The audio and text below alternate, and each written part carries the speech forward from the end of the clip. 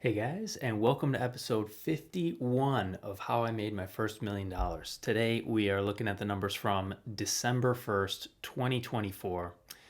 So let's dive in. We start as usual with the balance sheet. Assets coming in at 109,000. That is pretty fantastic, up over 100 grand, and that's an increase of over 20,000 from last month. Amazing. Very exciting. Also very exciting is 000 for liabilities. Yes, 3 months in a row. Love it. So of course, net worth is the same as the assets, up over 100 grand. Now, this is definitely an exciting threshold, but hilariously, when you zoom out, like 100 grand is like nothing in the grand scheme of things. Okay, so I don't want to diminish, the progress, the journey.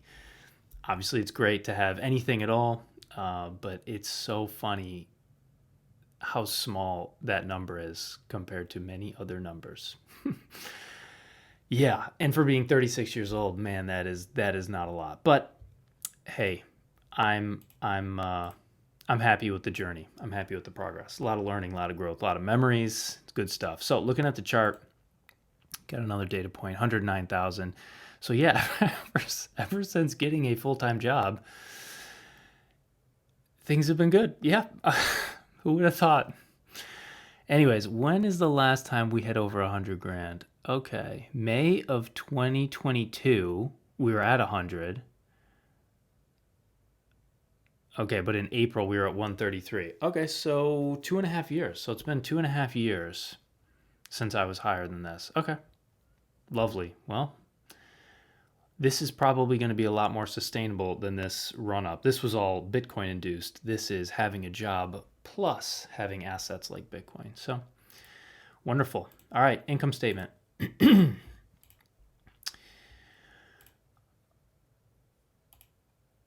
Okay. Revenues were down. Okay, but I think I've mentioned before, 7706. This is basically the amount I would expect to get in revenue every month unless something weird happens, like an additional cash flow or for some reason payroll doesn't go through. So, okay, great. I mean, nothing fancy there. The expenses, however, this is a huge change. Why did I spend an extra 10 grand? More than 10 grand. And why was net income negative? Well, let's see. The biggest line item is I bought investments. So I spent almost $9,000 buying investments. I bought a bunch of Bitcoin and a bunch of silver. I think roughly equal amounts of both. Actually, you know what? It was 4 grand in silver, 4 grand in Bitcoin, and then that extra 721 was another silver purchase. So I guess in total 4,700 and change in silver. So I did a demo video for work of just me buying silver on the website, and I just went through with it. I could have canceled it after, but I decided to keep it. All right. I also spent a ton more on travel and adventure. Why did I do that? Lodging and airfare for an upcoming trip to Costa Rica. So that will be fun. And of course, that is not the kind of expense I will have in a typical month. And tickets. Why did I spend over $1,000 on tickets? Admission tickets to the Bitcoin 2025 conference in Las Vegas. I can't even remember what month that is. Is that in May 2025? Anyways, whatever it is, I spend $536.69 every 3 weeks until that ticket is paid off. I got a whale pass for, I don't know, 4 grand or something like that. So there'll be roughly 8 payments every 3 weeks for 24 weeks. So yeah, I probably bought it 6 months in advance. Sounds about right. So I'm basically just financing that ticket at 0%. So yeah, that'll be fun. Otherwise, I spent way less on transportation. Okay. Less on entertainment. No loans, no charity, and no helpful people. Interesting. I'm surprised there's nothing for helpful people. Cutting the lawn, or house cleaner. Anyways, yeah, but I mean, the bulk of it is buying investments and then the travel. So that is the income statement. cash flows. What happened here? Okay, so despite spending over 15 grand, right, there's still a positive operating cash flow, and that's really awesome. So I didn't like plan this out, but that's just nice to see that it's positive. That means there's more cash coming in from, working than there is going out for living. So that's a good sign. I mean, ideally, that's a positive number every month. And then the source of the big negative flow is investing. So buying a bunch of investments. That's great. That feels very healthy to me. I mean, initially, like a negative net income, what was the negative? Yeah, negative, almost 8,000 negative net income. That's troubling, but when you break it out on, statement of cash flows, you can see that that's actually healthy. And no financing activity. So no lending, no borrowing, no donation. So nothing with Kiva, nothing with anything else. All right, let's do the updates. So like I said before, I paused relending on Kiva because aren't I just putting people in debt? So I've been thinking about this, and so I obviously didn't do any lending in November, but I think I am going to lend in December. I think I'll just keep going with it because it feels good. Like when I just look inward and I say, well, how does it feel?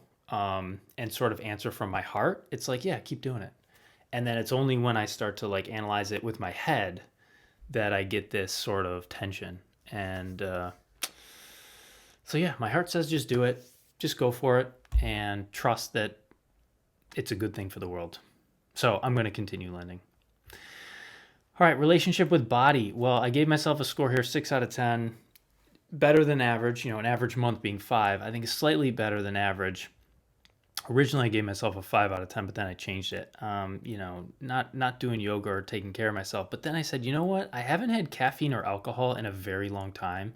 For caffeine, it maybe has been like a year. I really cannot remember the last time I had caffeine. Possibly not at all in 2024. Maybe 1 or 2 times I had a coffee.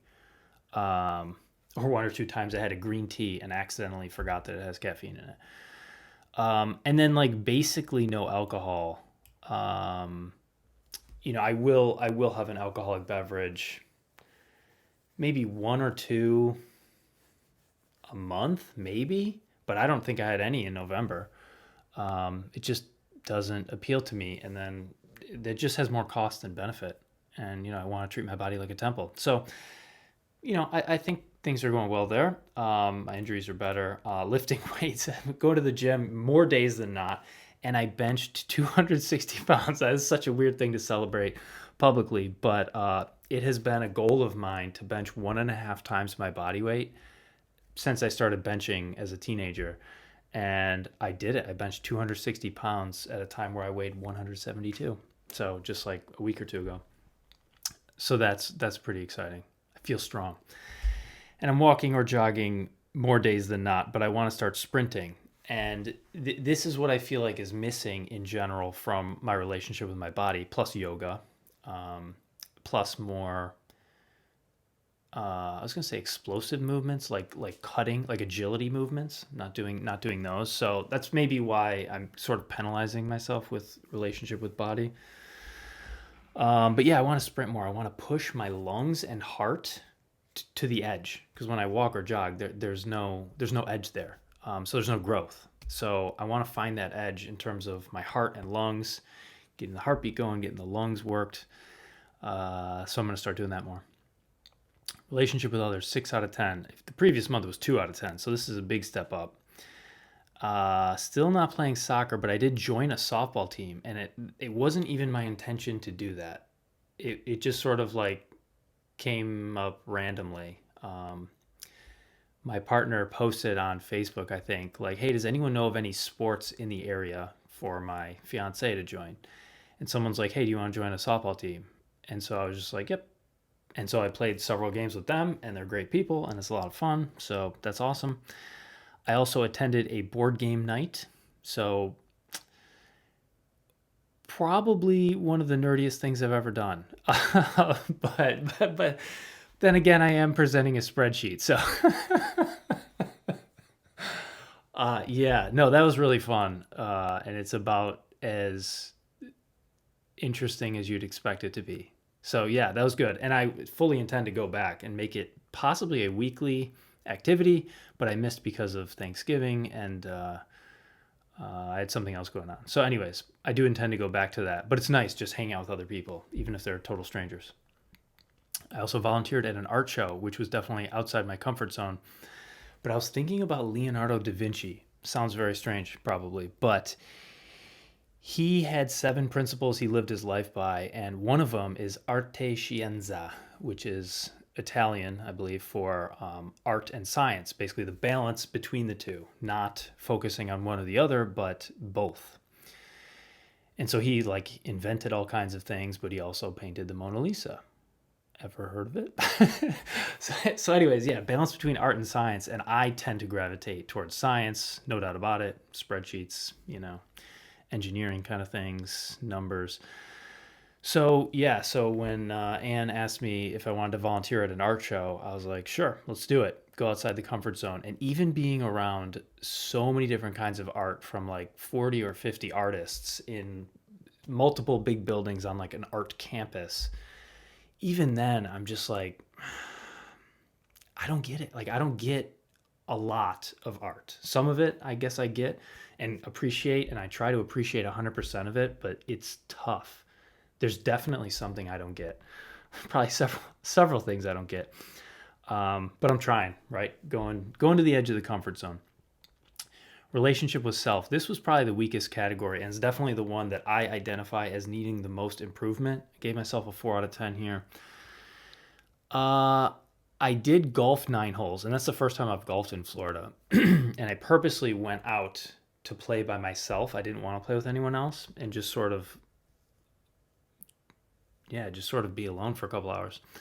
And I played absolutely terrible golf. And for the most part, it was not a fun experience, but I'm really glad I had it. It was a very important experience to have. I'm definitely going to go back and do it again. But really, I do want to have more meditative time, either dedicated actual meditation or just silent time where there's no screens, no reading, no nothing, no golf. So that's something I plan on doing more. Okay, got some other things here, but I want to jump to how am I thinking, feeling, and what am I doing? So basically, I just described everything I'm doing. So let's focus on thinking and feeling. Like I said in the last video, I'm thinking about how to build an empire in real life, such as owning a castle, which in my mind, aside from being like a physical stone castle, it's a community of shared values. Because as I think about the people in my immediate surroundings, like my neighbors, I don't know who they are. I don't know their background. I don't know their values. I don't know what they stand for. I don't know what they stand against.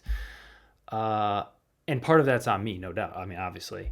But it sort of takes 2 to tango. So, anyways, it's just strange. Like, I highly doubt that my neighbors feel the same way I do about seed oils or high fructose corn syrup or gluten or carbohydrates, you name it. Like, I don't think we have shared values, and that's just food, right?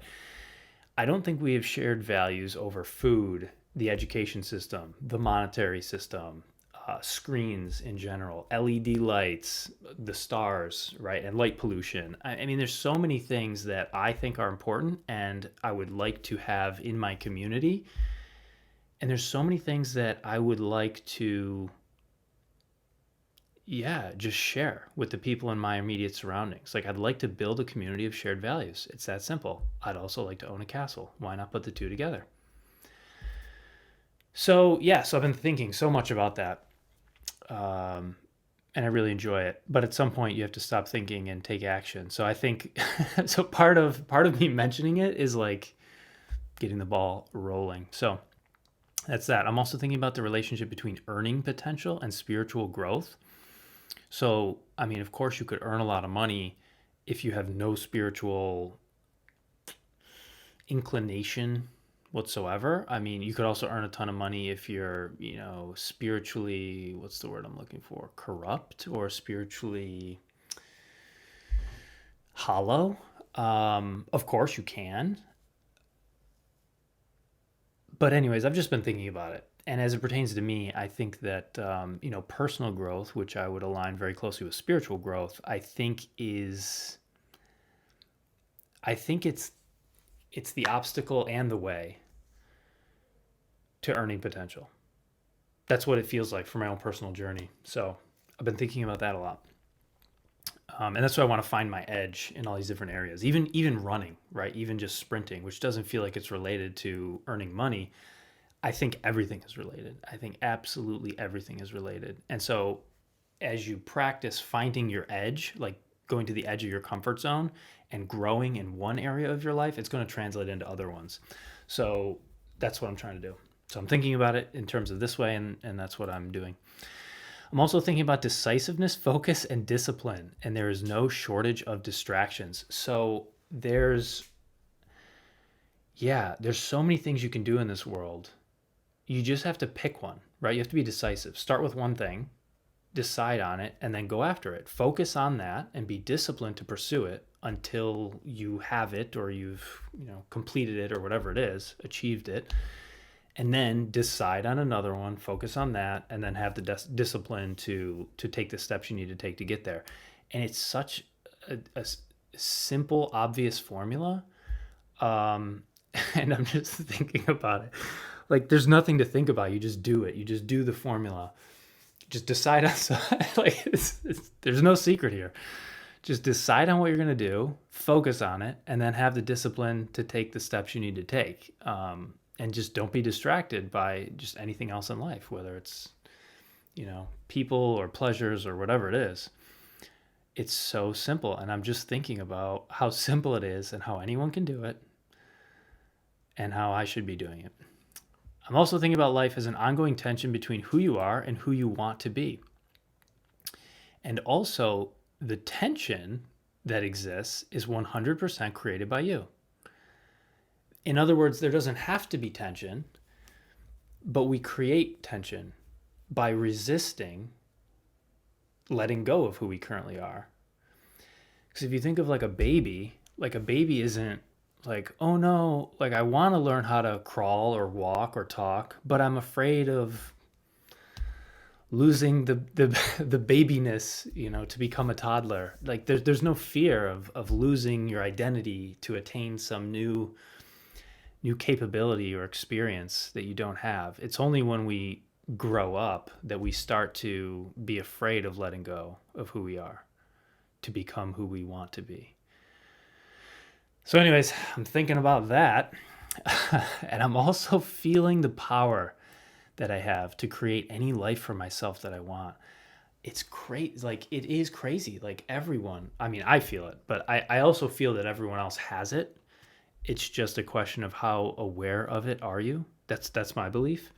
But anyways, the feeling I'm having lately is that I have so much power to create any life that I want. I can create any life that I want. That's insane. That's so cool.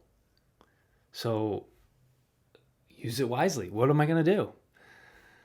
Own a castle. Have a community of shared values. Make $1 million because it seems fun, right? Give it away, lend it away, and share the journey with everyone else. So yeah, that's what I got, guys. A lot to think about. Thank you for being a part of the journey. Thank you for watching so far. I will see you guys next month in the year 2025. Bye-bye.